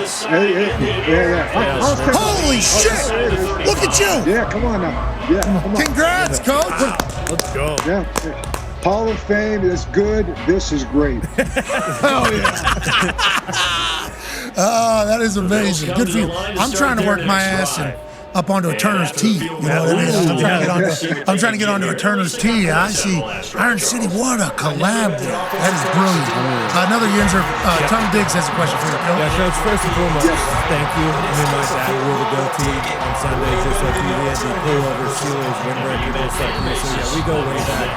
But I wanted to ask you, because you were kind of thrusted into it. You had Tommy Madison, you guys drafted Ben, and Tommy started the season, so I don't think the plan was to play Ben as early as what happened. What do you think of rookie quarterbacks coming in now, and they're basically all starting right away? EA Sports. Well, I mean, Kenny Pickett, I think when you look at what happened with him a year ago, he came in about midway through, and he started with the guy backing him up. I can't think of his name right now, but Mitch Trubisky. Mitch started the season, then Kenny came in. I think you got to be really careful. I think, I go back when Anthony Richardson start right now in the Indianapolis Colts, and their best player, Jonathan Taylor, is not going to be there for him. And I think that's the best thing you can do with a young quarterback is don't ask him to do too much too early. I think if you can play defense, you can run the football, let him get a feel for the game. The feel for playing quarterback in the National Football League from college to pro, number one, the complexities that you're going to go through week in and week out. The speed of the game that you're going to go through week in, week out. So it's very hard to get a feel for that. And just, the quality of teams that you go through on the weekend, week out. You come from college where you play every 3 or 4 big games a year. Every week is a big game here. And you're going to get the best of the best. Coach Urban Meyer said, every week's Alabama. Remember that? Yeah, right? So I just think bringing these guys along in a manner that you don't want to destroy their confidence. And I like even what Matt Canada did. If you think about Joe Burrow his first year, they put him in the shotgun. That's where he was in college. And he was throwing about 35, 40 times a year. Got hurt. He couldn't even finish the season. The next year, what they do is start putting him under the center. Run the football a little bit more. And all of a sudden, now the running game complemented that, and then all of a sudden he's evolved to where he's at. I think Matt Canada did that near the end of last year with Kenny Pickett. Started running the ball a little bit, put him under the center, a little bit of play action. You saw in the preseason, he's starting to feel more comfortable right now. He's been able to process things better. And I think that's the thing that you want to do is bring him along so that you don't destroy their confidence. And sometimes if you throw him in there and try and do something, ask him to do too much too early, it could stunt their growth. Yeah, because once somebody loses their confidence, it's over. Like we saw it with Mariota seemingly this year in the training in preseason. Like in that first game, it's like that guy seemingly has lost his moxie right there, and that is not something that you can regain. You would hope a young guy would be able to get through it, but if you see ghosts, it's that becomes a tough thing to get past week in and week out. And that's coaching too, Pat. I mean, that's the part of it I love about that is how much do you give a guy? When Ben came on, and he started week 3 for us. If you watch week 3 through week 8, he's probably thrown the ball 24, 25 times a game. We were running the football, playing good defense, we were winning. But as he got more comfortable in the offenses, he started to process things a little better because it was repetitive plays that were coming in. He felt more comfortable. We felt more comfortable giving him more and more. And you can just see the evolution of him from year 1 to year 3, and even year 2 when he won the Super Bowl. So I think bringing people along, let them earn the right to do more, but put them in a position where they're comfortable and make sure that they can process things. Don't throw too much at them too fast. Yeah, and if you're Shane Steichen, you just got a head coaching gig for the first time in the NFL. You're doing great. Right. What are you going to deal with? Well, there's guys gambling on their own team, against their own team last year. Okay. There's people late to meetings, late to treatment. So you're going to have to fix that whole thing. And then also, by the way, best player, not happy. Right. That's tough, Coach, right? Shane's got to balance a lot of shit here, almost. You know what I mean? Yeah, and I think he's just got to take it one step at a time and prioritize what's important. And I would go back to the same thing. It better start with what you have on the inside with the culture. And it's talking about holding people accountable and setting up, making sure people are held accountable, whether it means showing up to a treatment on time, to meetings on time. If I had a 205, I supposed to be on your show at 205, but clearly I came on at 215. So I said, as a player, If you just said to me, Pat, 2:15's fine. So if I have a 10 o'clock meeting, I expect you there at 10. Hey, what 10. What time's this 2:05 meeting? What time's this 2:05 call? We apologize. 100% on us. But that carries down to all the other things that you do. It's about just holding people accountable. Not that you're not flexible, that you know things don't come up, and that you work with people, because individually you're going to have a lot of different people that are in different parts of their contract, and being sensitive to that. Some people just sign an extension, they feel very comfortable. Some people in the last year of the contract. Some people don't even want to be there. Maybe that's we're talking about the case with Jonathan Taylor. Man, just be sensitive where everybody's at. And I think that's the most important thing with professional athletes is let's understand these are guys. These are the best of what they are coming out. And try to bring them together so that they can understand the degree of sacrifice they may have to make, but also it's done with a degree of respect and empathy that we can go through, knowing that every situation is uniquely different. And that's the challenge as the head coach. There's no manuscript, because every building you walk into, there's going to be certain challenges. And so trying to understand the dynamic of the building, the dynamic of your team, while at the same time making sure you have a vision for what you want your football team to be. That's what you're trying to navigate. That's what you're trying to build. And that's really what is great about coaching, is that you're a part of that process. Cool. But there's a lot of people that aren't good at it. I mean, what was the number? Like 200? How much? 800. I think it was 800. $800 million or something was being paid to fired coaches around the NFL last year with contracts that were still going, which is great news. Guaranteed contracts. Get all the money you can get in that whole thing. But it's hard to win, and there's no patience anymore right now. There's zero patience. That's the thing, right? That's the thing. People don't have patience anymore, and I think that's the thing. What happens with some of the owners that are coming in, you say, why about the Rooneys? They understand that, like, it is part of the process, is going through that learning curve. And you sit there and you look at coaches, and I was talking to Mike the other day when I saw him at the Hall of Fame. We sat down one Friday night. We still got a chance to talk, probably for the first time since he's taken over. And we just start talking about where he is from a coaching profession. That he's so much better a coach now than he was when he first got there. My year one, I was just trying to figure out the dynamic of the building and trying to win games along the way, understand my team, even understand my assistant coaches. And that's the other thing for a head coach is, are you willing, who are you aligned to? Well, you got to be loyal to this. The only person you have to be loyal to is your owner, because they brought you in there to win a championship. So sometimes you're going to have to tweak. Sometimes you're going to have to make change. And those are the things that you have to be able to navigate. You've got to be able to understand. That's why it takes a coach, give him 3 years. I've always said, give a coach 3 years. And in the 3 years' time, if you're not trending upward, if you don't see a sign that you're getting any better, or that the plan isn't taking place in terms of trying to create a direction, a culture, then I get it. But man, those first 3 years, it's a lot of a learning curve, and every building is different. And it takes a lot of support people from the standpoint of personnel, from coaches to players, and trying to get that right dynamic. Think about Zach Taylor, coach. I mean, that first year, they were terrible. Yeah, they earned Joey Burrow. Right. They earned Joey Burrow by being so bad, and it was like, this guy's bad, but he won't get fired because the Brown family is not going to pay a contract to a coach that ain't going to be coaching. Like, that's why, that's what people were saying about him. Like, this guy would not have a job if he was on any other team. And then now it's like, expectations are to win the AFC North, expectations are to win the Super Bowl. It's like he got his team in there, his vision in there, and we're all very lucky for it, because that Bengals team is incredible to watch. Coach, hey, I know you're doing TV and all that shit. You're a coach though still, huh? You ever? Yeah. Is there teams that have reached out? Oh, down through the years, yeah. I mean, I wouldn't say every year, but pretty much very often. And then what happened? You just don't want to commit to the whole... No, you know what? No, I've been there. I guess I got a little taste of normality when I stepped down. This is what humans are like. You mean there is an off season? I can travel.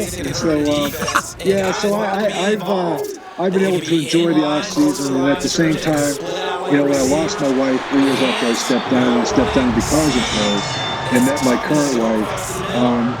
When I started thinking about going back, I just said, I'm good. And plus, I really enjoyed being at CBS. It gave me a little bit of my fill during the season of being able to watch football with a bunch of football guys, with Boomer and Phil and Nate. and JB, and so we sit there every Sunday and watch every game. I talk to a lot of coaches around the league, GMs around the league, just giving my feedback, what I see, because sometimes what you see is what's really taking place. I still very, very involved throughout the league, but I'm willing to prove, because I just, I love the game. I love the game. I love to see guys get opportunities. I'm trying to see why we can get more of the guys like Scotty Montgomery's and Eric Bieniemy's, and get some of these guys get a chance to become a head coach. So I guess that's why I got really passionate last year with Jeff. So I think there's a process. I just didn't think you should be skipping the line and jumping in front, and other people are sitting there, like you said. Man, it's a lifestyle. You don't see it there. You're working 70-hour-a-week jobs. There's no guarantee that you're going to be there outside of your contract, which may be 1 or 2 years. If you can get along with a good head coach, a lot of times that'll give you the stability that you may want. But that doesn't always take place. So I understand the profession and great respect for the profession, great respect for the game. And so I know we're trying to make it safer. I just don't want us to get to the point where we're playing flag football. Oh, yes. It's a good pivot. That's the only thing I say. This is a good pivot. So let's talk about this, because I think why Pittsburghers loved you so much is because, and you talked about this, there's going to be a toughness about our team. We're representing a tough city here. This city, every person from this city pretty much thinks they are a tough person. That is what they want to be represented as. That is what they want to be. This is what it is. So whenever you think about football and how they were changing it, less practices, less OTAs, a strike zone on a quarterback, there's rules changing to open up tight ends to make it very, very difficult in the middle of the football field. And it's good for tight ends, great for tight ends, but it make it hard to make plays in the middle. It got to a point where I think every football fan was just scared to death, to your point, about if they make this rule change, they're going to make this rule change. If they do this, what does it stop at? Do you think the future of football is still going to be tough? Do you think it's in a safe place, or do you think inevitably there's a chance that all this information about the injuries that we've occurred over the last 50 years are going to scare people into maybe taking away something that we love about football, which is it's a gladiator, physical, tough sport, and I think that's why it's popular. Do you get worried about that? It sounds like you do. I do. I think Roger Goodell has done a very good job of making it safer. I think that they were constantly looking at ways to make more padding on the helmet, making sure to eliminate the concussions.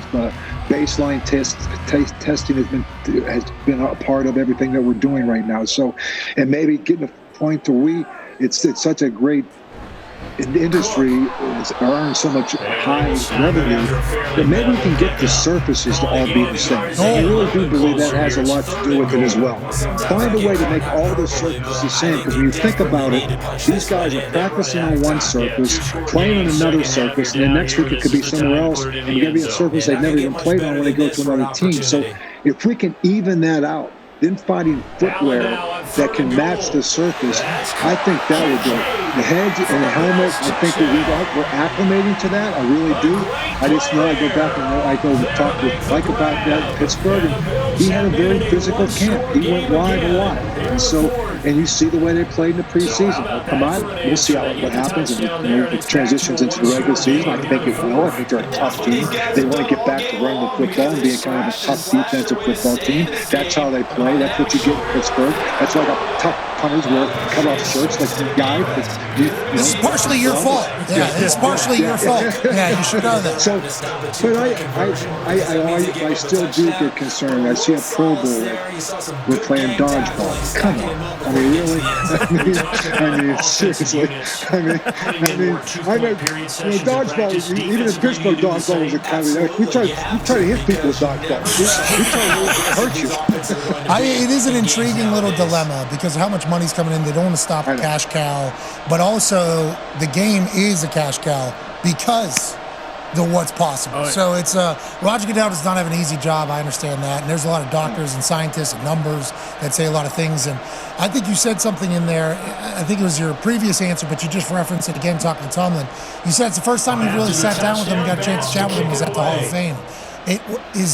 Was there beef between you two whenever he becomes the guy? And No. why do you think that's the case? No. Just because schedules? We've talked, but no, it's respectful space. It's respectful space. You know, and when I took over for Chuck, I had a meeting with Chuck, and Chuck just wanted to just say, you know, Jay, got me playing with them, and it's just, hey, Chuck, just to tell me, like, Tommy, Neil O'Donnell and Bobby Bristol, what was it like to work with both of them? Who'd you like? They're both good quarterbacks. Okay, I know they're good quarterbacks, but was one better than the other one? They're good guys. Okay, well, so much for that question. Hey, so tell me about Mr. Rooney, and was it hard working for him? He's a good owner. I know he's a good owner, but it was like, could you have to go through a certain person? It's a good building. I'm going, okay, I'm getting absolutely nothing here. And so basically the whole conversation rest of the way goes, so how's your family, coach? Where are you going to live? I go, okay, I live in Fox Chapel. Family's good. I got 3 daughters. I go, is there like anything that I should know about Pittsburgh or anything within the building? It's a good city. You grew up there. You know, I'm going, okay. So we landed, I go, okay. I basically just got nothing from Chuck. And I go, figure it out. Because you know my takeaway was, you figure it out. You do it your way. You know what the history is. You know what you're walking into, what your tradition has been, what the expectations are. But do it your way. And actually, when I stepped down, Pat, one of the things I said to Mr. Rooney, and we had Ken Roosevelt, we had Russ Grimm, and both very good candidates. And I said, listen, I think they're both excellent candidates to take over, but you may also want to consider what you did when you brought me in, brought me from the outside. A set of fresh ears and eyes. And I said, so let somebody else come in here that maybe did like I did, try to figure it out for themselves. You know what you're walking into. You know the mystique is there, the tradition is there, the history is there. But man, put your thumbprint on it. And so when Mike came in, we picked Mike. All I did was leave him Lion City beer and just said, good luck, brother. And, it was, we talked periodically, but not much. And we talk more now as it's 15, 16, 17 years later. But we talk periodically through. I'd see him when I go back there. Just nothing but respect. I'd sit down in his room and I could sit down like where you at with the family. It's more of that because, he was a good football coach. But it's just navigating the personal life as being a head coach in Pittsburgh is not an easy thing to do, right? So you know that. I mean, you grew up in Plum and, anywhere you go, you're going to have to be that. So it's just, try to create a little bit of a real bubble around you, which I was able to do in Fox Chapel. I lived in the same house for 15 years. Daughters went to high school there. Well, 2 of them graduated from Fox Chapel, and they went from kindergarten to Fox Chapel right there. So it was, it's a great place to raise a family. It's a great place to coach. But you just got to keep winning. Yeah, you definitely got to win, and they've been doing that. Obviously, no below 500 seasons for Coach Tomlin since he's taken over, which is obviously absurd and incredible. Still looking to get back to where they are. They might have it now. You know that Fox Chapel place? All those kids hated me. Every one of them. Why? I'm just a white trash kid from Plum, I think. I talked a lot of shit, though, too. I mean, you know what I mean? I had to do that. That may be where it started right there. Yeah. Sometimes. Yeah. Well, I grew up in Crafton. I didn't like Plum either. So whether you were in Fox Chapel, because you were a trash talker, that kind of always brought out the best of it. I just love to see people trash talk. Yeah, me too. That was I know, but that's okay. That's why I made it personal, Pat. That's what I like to make things personal. Pac-Man has a question for you, Coach. What's up, Coach? Pac-Man. How you doing? My question, good, Pac. How you doing? I'm doing good. My question is, we come from that tough-nosed background coaching, but up in Washington, we had a couple guys that was talking about Eric the enemy, that he's coaching too hard, goes back to the head coach. Have you ever had that situation where a player comes to you as a head coach talking about coaches being too hard on you? And if they did, what would be your answer to that? Well, you know what? Pac-Man, I think that's the one thing I found is that the one thing about coaching is you're a teacher, but you're working with the players. And I learned that. I played right from playing to coaching. And, I was 28 years old. I went from being a linebacker with the Philadelphia Eagles to coaching special teams with the Cleveland Browns and coaching guys that I just played with 3 years before that. And, I think that you got to be respectful of each guy. I talked about this before. I mean, you want to push them. But, man, not everybody, you can treat everybody the same way. Some guys need it. Some guys need it. Some guys will resent it. Some guys you'll turn them off. And so you have to know the guys need a pat on the back and the guys need a kick in the butt. And I think that good coaches are like good teachers. But everybody learns the same. Some people can learn verbally. Some people can need it to see visually. So coaching is the same way. You don't treat everybody the same, okay? But you teach everybody the same. You treat them, try to keep the parameters in there. So I just think I've talked to Eric even about that, about the fact that just, there's a fine line between pushing a team, but where the push comes, there's got to be a little give, too. I pushed our team, but I gave them back, too. I just all of a sudden, we're done. You guys, the afternoon's up. Let's go see a movie. It's a little bit of give and take with, particularly at the professional level, because not everybody's the same. You got 34-year-old people in the room with 3 kids, and a 21-year-old in there who's got money in his pocket for the first time. So the dynamics are going to be different in that room. I just asked everyone to make the same sacrifice, the same commitment, and then have a group of people within there that you can understand, the leaders that you have, that you can trust and get a feel for the pulse for the locker room, pulse for each position that you're talking about, so that you can maybe mix some things before they become problems. So, what you hear on the outside, again, some people, that's probably with today's social media. People gripe, they control it. No, listen, I'm part of it too. Yeah, we're part of the problem, Coach. We're part of the problem. Every time we'll say something, it's like, well, that's our fault. Actually, I guess you've been here longer than us, though. Yeah, definitely your fault. Yeah. No, I guess that's why sometimes when you sit there on TV, that's why I said like what you hear, the noise on the outside sometimes the left bigger than the noise on the inside. And you guys all know complaining. Pac-Man Pat, and you know that. AJ knows that sometimes the inside they're saying what? So like on the inside you can navigate it because there's a brotherhood that's in there, there's a camaraderie that's in there, there's an understanding, there's a culture. Particularly as a culture. I always had an open door policy, and I always said one thing. Come in and ask a tough question, just get ready for a tough answer. Why am I not starting? Because I don't think you're the best option I have right now. Sorry. Okay? Thanks. Any other questions? Anything else? Now, did you treat every ref the same? Felt like you did. Felt like you treated every ref the exact same. I want to let you know, Coach, I don't know how often you guys talk about refereeing and officiating on your show, but us, we're a big time, I don't want to say the officials hate us, but boy, because they're so important to the outcome of games. So important. They make decisions that affect jobs, careers, legacies, everything. And it's like, there's no questions asked to them afterwards. And I think the way you would get fired up, not only would it fire the city up in fans, but your team sees that and it's like, this guy feels the same way that we feel. I want to let you know I appreciated the way you talked to the refs, even though I assume they weren't necessarily as grateful for all the action.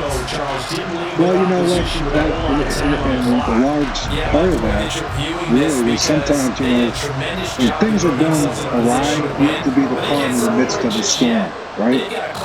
Sometimes you have to be the storm to get people to wake up. So sometimes I use the officials to kind of create the storm. Oh, like a hockey fight.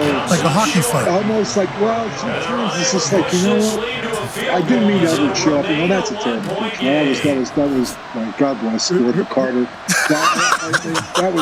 That was wrong of me to do what I did. Of course. You've admitted it. You've moved on. It's all right. I did. It was a great teaching lesson for my daughter. She said to me after the game, "Daddy, you were so good by putting that picture in that official's pocket." Because he was wrong. I go, "Yes, Lauren, he was wrong, but your father was wrong.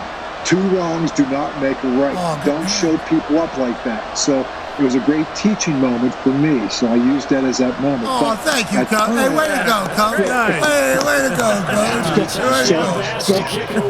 At the expense of Gordon McCarter, but anyway, it's okay.